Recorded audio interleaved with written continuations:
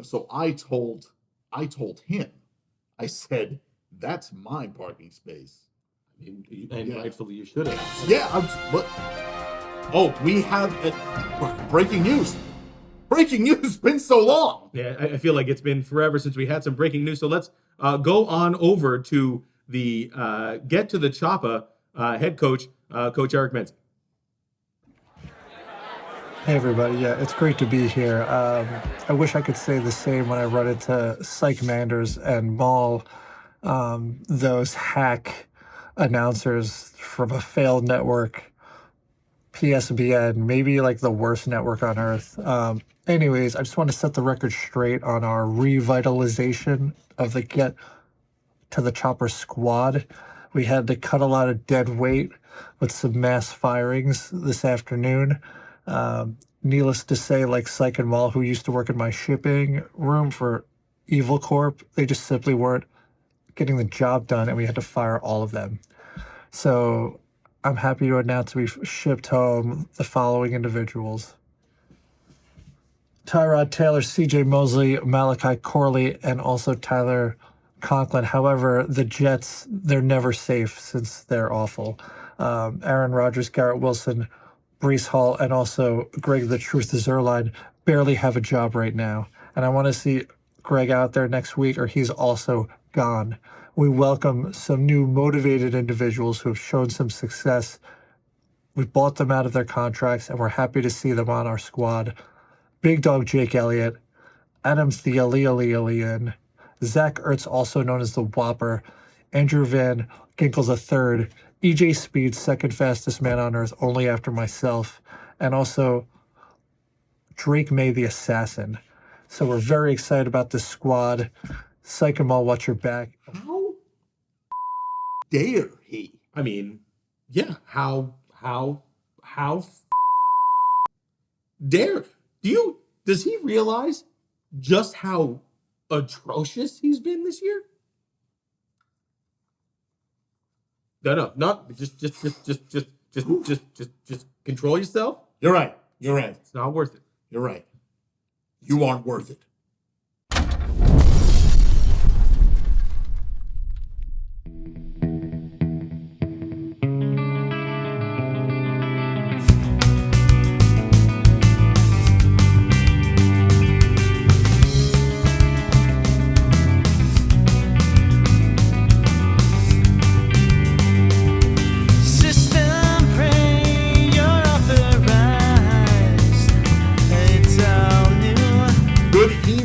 Pretend football fans, and welcome once again to Pretend Football Now.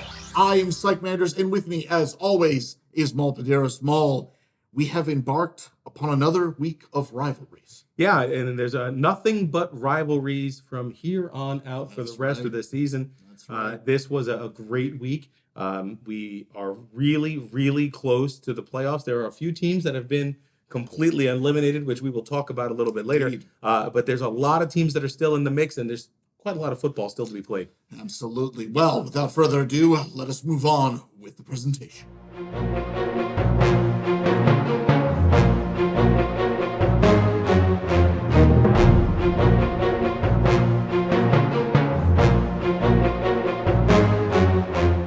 Ladies and gentlemen, there are rivalries, and then there are rivalries. Well, tonight on Psych Scalpel, we are going 100% biblical. That's right. Father against son, the Beast versus Coach Kylan, the Heartbreak, visits glorious Nippon Stadium to bring ruination to Nick Cage. Well, immediately hit with setbacks that crumpled Nick Cage like a beam saber through the cockpit, the ever-dependable Jalen, oh, it hurts, blew his 24 projected pretend points. That's right. He blew it, dropped it, completely just left it on the field. He only earned 16 points. That's 8 under that lofty gauge laser projection. AJ, the anime fan Brown, did well, though, earning 19 pretend points. Aaron Jones, and folks, trust me, just look at that amazing beard. Go ahead. I'll wait while you Google that. Right? He had a big night. He netted 21 pretend points over his 12 projected. Now, the rest of Kylan's forces, they sagged under the weight of underproduction. However, pretend misfires by Mike Evans and Joe mixing it up, and not even the rainbow leg of Matt Gay could save the day. You hate to see it. For all the on-field woes, there was a full-on Blues Brothers concert on Kylan's bench. Cavante, the Turtle Man Turpin, had 25 for 10 points, and he just blew those laser predictions right out of the water by 17. Rashad, the American Psycho Bateman, is currently having a great game with 13 for 10 points over his initial prediction of just, a measly 6. And come on, Gage.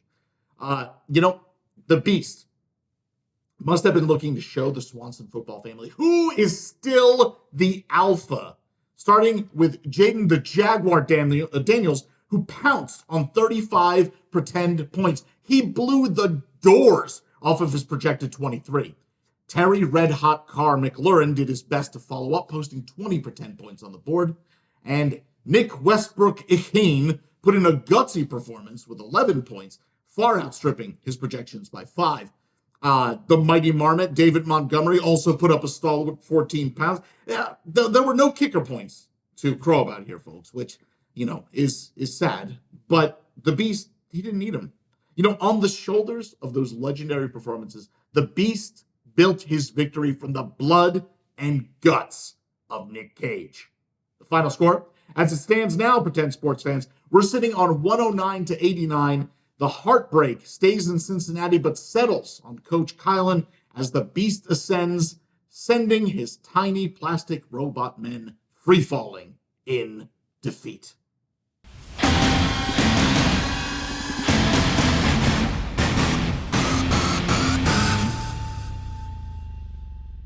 Now, the heart of a champion should never, ever be doubted.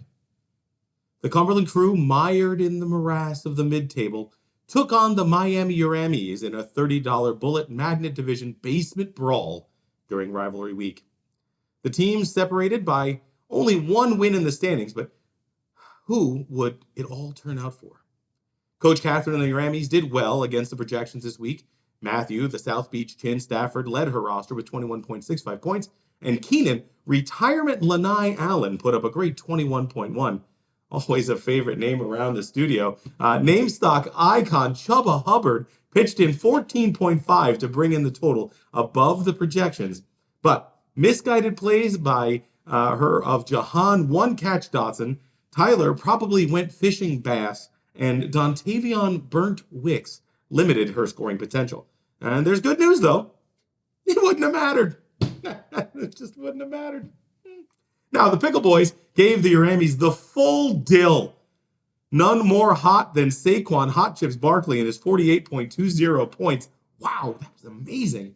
Now, if that wasn't enough to crush some spirits, how about 25.7 from Cortland Sweet Relish Sutton, matching 19.8 point performances from Justin Half Sour Herbert and Nico Salt Cured Collins.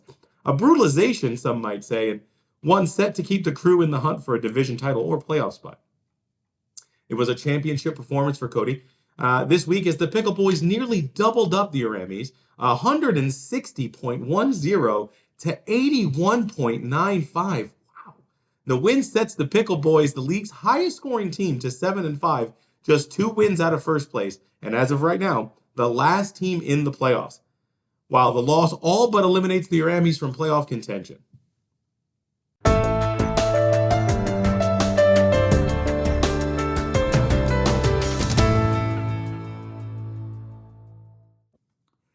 Well, everyone, let's start with the spoilers. These are going to be the teams that cannot make the playoffs. They are no longer able to make it. Yeah, they can't get any amount of wins in the rest of the season that is going to allow them to make the playoffs. And of course, we know that one of those teams is the Get to the Choppers. Color me surprised, but frankly, amazing performance, victory, clinching victory, 1-10. Well, I mean, and he won last week as well. He beat up the Beavers. I mean, two wins does make for a winning streak, but it's a little bit too little, too late for the Choppers. Indeed, most certainly. The next on our list is, of course, Funky Butt Lovin'. I love the Butt Boys. I can't get enough of them. I'd love to see them in that playoff bracket, just absolutely screwing things up. I've liked them ever since the late season rally they had. Yeah. Oh. I tell you, and it's kind of sad, but that the lights are definitely currently turned off in the Blue Oyster. But the Funky Butt Lovin', Coach Andrew, this was not his season. In fact, he might end up with the worst record in the league. Can you believe that? The Choppas have a chance to finish ahead of Funky Butt Lovin' after that abysmal start. You can't let it happen, Butt Boys. You can't let old Sike down. Yeah, I hope you don't. And another team that unfortunately cannot get into the playoff picture is the Georgia O'Keeffe Vagina Flowers. Hard-fought year for Coach Marion. Had a really nice season, certainly, but unfortunately, at this stage of the game, too many holes that still need to be plugged up. You might say an extended drought of wins. That'll do it every time. I mean, that is one way to get rid of both flowers and vaginas. Indeed, absolutely. Of course, the last name on our little list here would be the Cooter Wolves. I think they made some better decisions this year than they had last year. Sure, I think they're learning. But again, that magic seems to be a little bit lacking. Yeah, I mean, the wizard and wife certainly have a little bit more to kind of understand and get in. But I think it was a good year for them. Sure. But at this point, like I said, there's just too few games still in the chamber to catch up. Now, none of these teams can make the playoffs. Correct. But they do have a hand to play in how the rest of the playoffs will end up shaking out. Absolutely. And that actually brings us very, very nicely to our next point. The locks. These are the teams that have already secured their spots. So right now, just starting at the top here, we've got Drop and Loads, 7-game win streak, third highest scoring team in the league. Yeah, fantastic performance by Drop and Loads. They've been absolutely scorching the earth with their 7-game winning streak. Most definitely. And right behind them is the Keys to Victory. Now, this is unique. They're currently the number 2 seed, and they have just as many wins as Drop and Loads, but they are only the 10th highest scoring team in the league. So they've run into some good luck playing some bad teams. Maybe, while they're locked into the playoffs currently, maybe they're not quite geared up to be the team to beat as the playoffs roll in. Maybe, just very, very, very strange. You know how I feel about Keys to Victory. You know how I feel about it. I do. We all are well established in our feeling of them. So let's talk about the swamp. Yeah. The morass. Yeah. The trenches here. Over in third on the Bullet Magnet division, you've got the Tombstones, 8-4, right? They've had some problems. You've got the Crew with 7 wins, 5 losses, 2 wins and in. And you've got 1 win and loss by the Cooter Institute Beavers. Yeah. So the Tombstones at 8-4, they can lock up their playoff chances with a win. Absolutely. The Crew have to win both of their games, or they can win 1 game. And if the Beavers and the Dirigibles lose their games, then the Crew will find their way into the playoffs. So they can still get their way in. They're currently in the playoff, the final playoff spot. Sure. But they have a little bit of work to do. Yeah, most certainly. Now, the Uramis, they're 5-7. They need to win out and have virtually every other team in the league lose in order for them to get there. It is one of those situations where you are alive, yet you are also dead. Yeah, alive but dead. That's a very good way to look at it. Yes, indeed. Let's take a look over at Charlie Wing. Yes. Yes, we have the South Chartsville Gravy Lakes, 8-4. All they have to do is win, and they are in there. Yeah, absolutely. 8-4, and they can get into the playoffs with a simple win. Sure. Now that they're the only team in their division that still has some room to play. Now, if they lose out, they could end up missing the playoffs, but they're in a pretty strong position currently. It is true. It is true. You've got the Heartbreak 8-4. Nick Cage 8-4. Now that's the Lethal Evil division. Now this is quite interesting because these two 8-4 teams, they just played in our segment, and they are now fighting it out for the division championship. If both of them win one of the next 2 games, they will both make the playoffs. Right. Now, if they both lose out, then the heartbreak would make the playoffs, which is a pretty interesting, pretty interesting mix. But I don't, certainly. it's hard to imagine they would both lose out all of their games. I don't know. You know, both of those teams have been playing great football recently.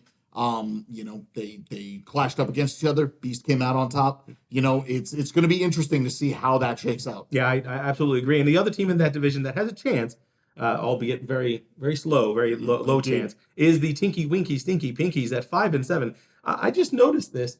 Their entire roster is now Kansas City Chiefs. They're like the Choppas, but for Chiefs.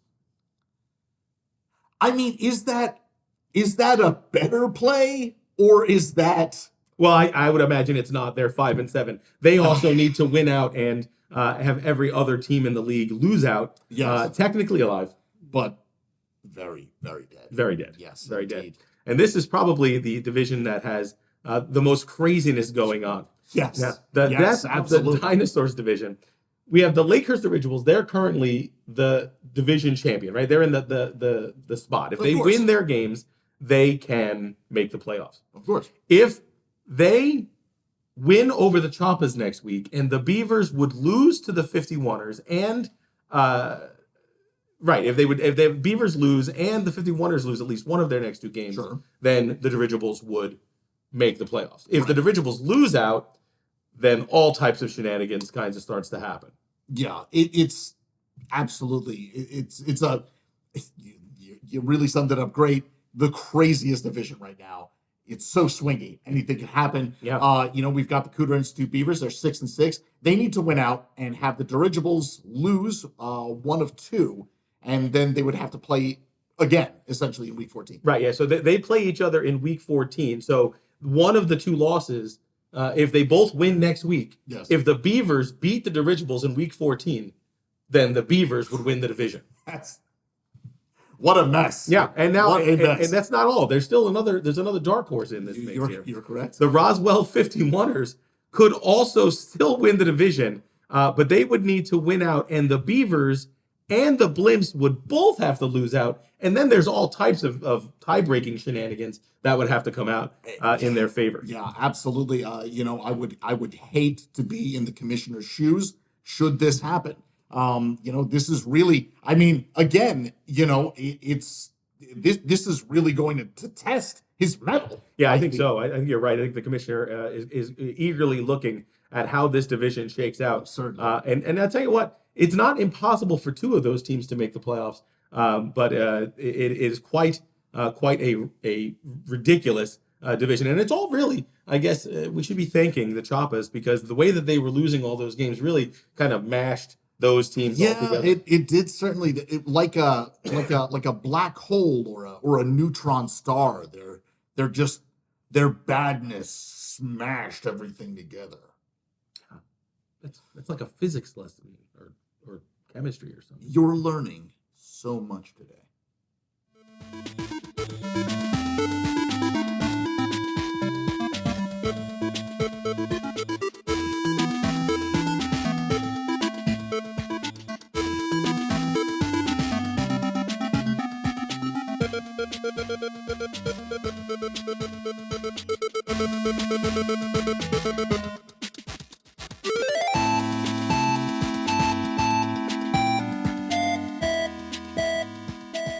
Well, what else can be said? I think we've summed everything up beautifully right here on the show, right before you, the viewer. Yeah, I think that if you don't, well, I tell you what, if you have not been paying attention to what's been going on in the NJCFFL, this episode probably set you straight. I would hope so. We pride ourselves on being information sharers. Yeah, and you know, we also pride ourselves on the number of likes and subscriptions and comments that we get, right down there Sure. below. Yeah. So if you could, if you somehow stumbled upon this content and you're not one of the 16 teams that are in this league, whom we do this for with our own time and blood and sweat and tears. If you're not one of them, give us a like. Absolutely. Well, with all that being said, do you have a word of the week? I do. And the word of the week this week is spoilers. Spoilers, ladies and gentlemen. We just went over the playoff teams and the teams that are out of it. Now, some people would say that those teams that are out have nothing to play for. But let me tell you, there are immense bragging rights being the team that knocks out one of these high-level contenders. Absolutely. That is one of my favorite times of the season. If you can knock one of those high and mighty teams off their pedestal just a little bit, isn't that worth it? Isn't that worth it? Popping those bubbles, just pop that bubble. That'll get you. I love it. Yeah, that'll get you a mention, at least from old Sike. Anyway, but speaking of, time for my prop to victory. The cage. You are locked in now. You should have heeded our advice before, but you didn't. And now you're in the cage. You've got to fight to survive. And if you don't, well, that's it for you, I guess. That's a wonderful metaphor.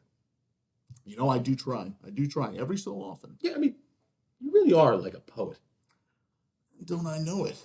Oh, that was great. Oh, boy. Well, from all of us here at PSPN, this has been our flagship program, Pretend Football Now. But until then, otherwise, it's the CEO.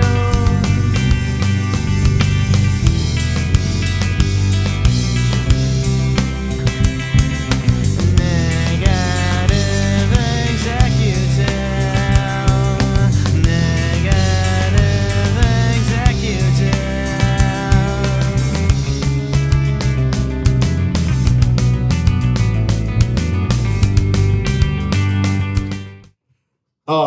Playoff picture in. I guess I'll start. Yeah, you always do. You're the king. Oh, well, I'll never.